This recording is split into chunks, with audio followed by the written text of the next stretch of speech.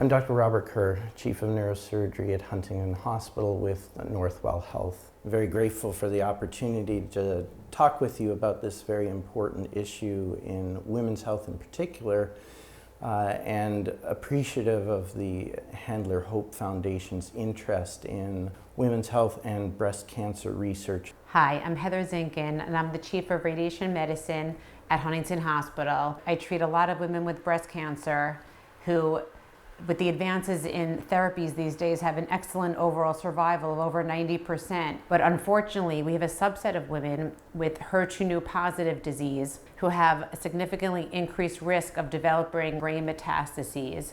Approximately 30% of patients who have breast cancer diagnosis will develop brain metastasis at some point in their disease. Approximately 50% of patients with breast cancer ultimately pass away from the complications of brain metastasis. Unfortunately, there's no current guidelines advocating for brain MRIs as screening tools in these women.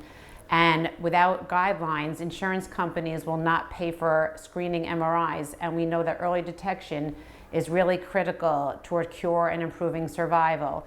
So we're looking to fund a study to take these women with HER2/neu positive breast cancer, screen them with MRIs in the hopes of finding these lesions earlier when they're highly curable and the treatment is much easier and better tolerated.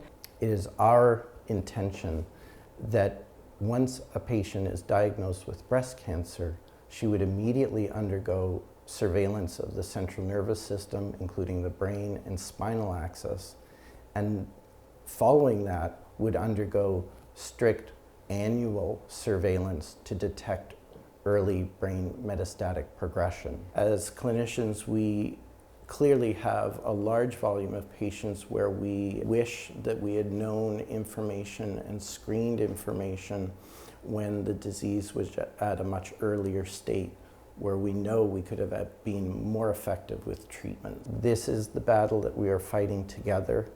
And with your support, we hope to change care and the standards of care and make the outcomes different than they are currently today.